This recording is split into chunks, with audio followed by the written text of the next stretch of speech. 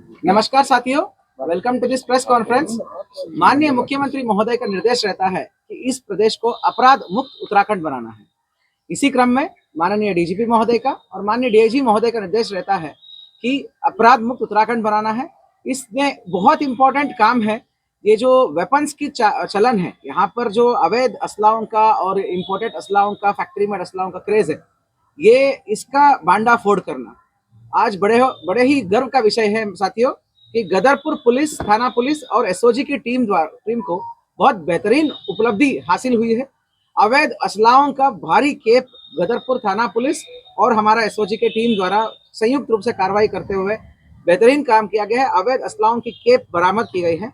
मैं आपको बताना चाहूंगा कि भारी मात्रा में पिस्तल, देसी तमंचे, बंदूक, कुल 10 अवैध असलाहे हैं और कारतूस, भारी मात्रा में कारतूस बरामद हुए हैं।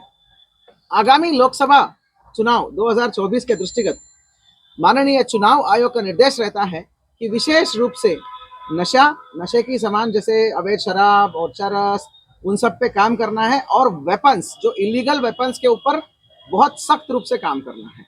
तो इस क्रम में हमारी टीम लगातार इस दिशा में काम कर रही थी, इनपुट के आधार पर काम करते थे।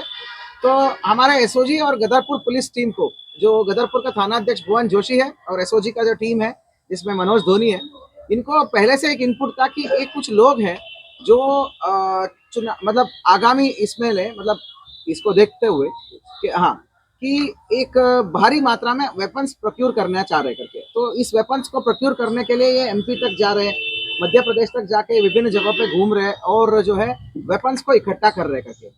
ये चाहते थे कि यहाँ पर आके बाद में ये डिमांड को पूरा करने के लिए इसको बेचने वाले थे।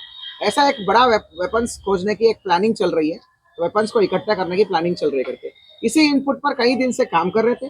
तो इसी इनपुट के आधार पर हम काम करते हुए तो दिनांक 26/2/2024 को इनपुट के आधार पर रतनपुरा बॉर्डर है, वहां पर हमने मतलब पहले से ही चेक पॉइंट बना के हमने चेकिंग कर रहे थे। तो जब ये संदिग्ध आदमी मिला है तो उसको ऊपर चेकिंग करने पर जो है उसके जेब में जो है एक जो है 32 बोर्ड पिस्तल मिला है और उसके पास जो बैग्स है उसमें भारी मात्रा में असला बरामद हुआ है।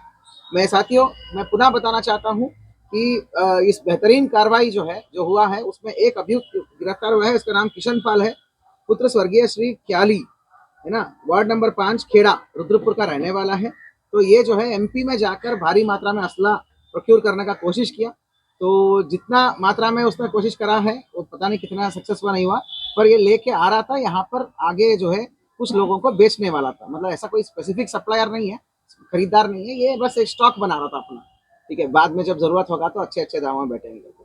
तो बरामदी का विवरण दिखाता हूँ साथियों। 2 पिस्तल है, फैक्ट्री मेड पिस्तल है 32 बोर का, जो इसको बोलते हैं फैक्ट्री मेड पिस्तल, कंपनी पिस्तल टाइप बोल सकते हैं, वो हाई क्वालिटी पिस्तल है।